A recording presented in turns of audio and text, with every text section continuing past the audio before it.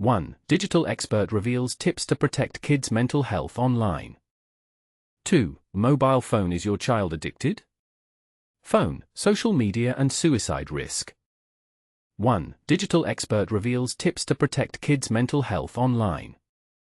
***, imagine a world where your child's pocket-sized device holds more power than any playground, and it's quietly reshaping their brain. ***, this isn't science fiction, it's the reality of today's digital landscape, where endless scrolling and hyper-addictive games are rewriting how young minds develop.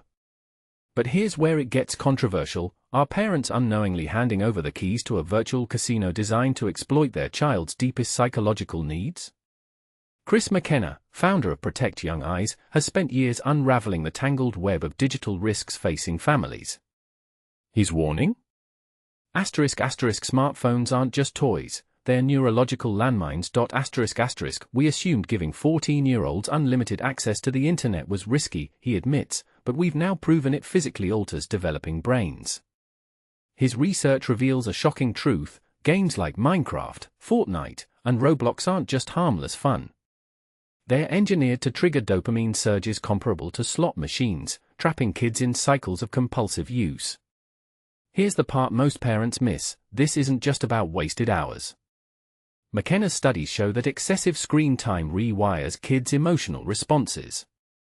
***, children with high screen exposure become hypersensitive to criticism. ***, struggle with impulse control, and experience mood swings akin to substance withdrawal. You're not just seeing behavior changes, you're witnessing neurological restructuring, McKenna explains. Social media platforms, he argues, act like predatory playgrounds, weaponizing teenagers' natural craving for validation.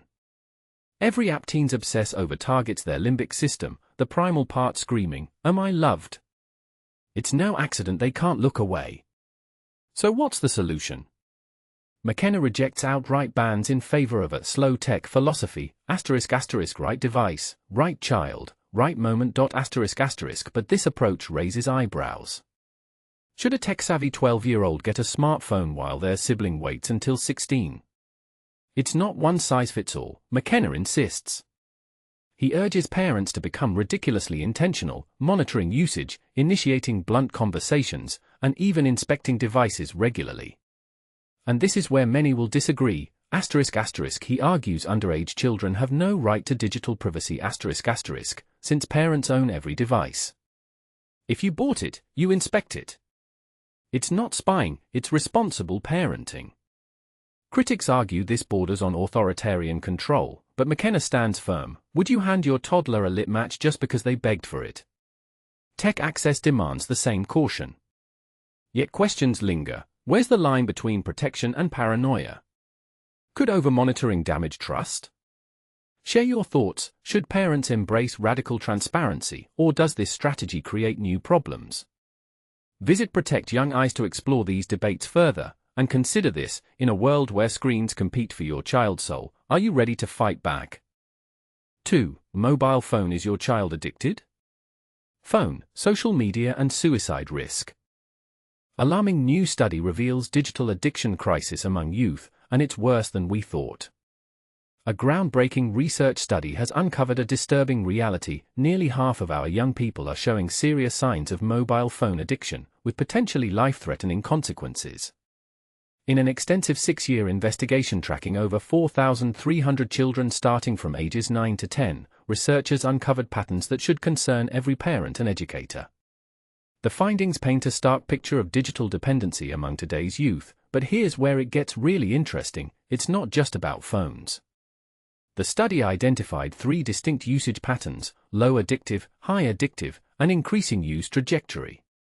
A shocking 49% of participants exhibited high addictive mobile phone use, characterized by uncontrollable cravings, inability to disconnect, and significant disruption of daily activities.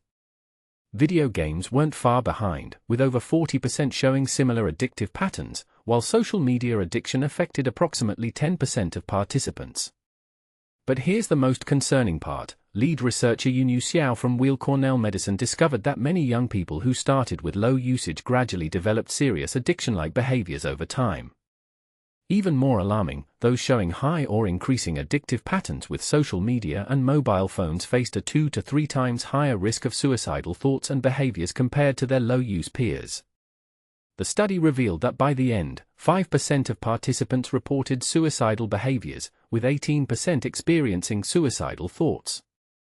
However, here's what's truly surprising and controversial: total screen time alone showed no direct correlation with suicidal tendencies. As Xiao explains, this challenges the popular belief that screen time itself is the enemy. The real issue lies in how devices are used, not how long they are used. This finding suggests a radical shift in how we should approach digital device management with young people. Rather than focusing solely on limiting hours, Xiao advises parents to watch for behavioral red flags. Is technology use disrupting sleep? Affecting school performance? Damaging relationships? Impacting emotional well-being? What do you think about these findings?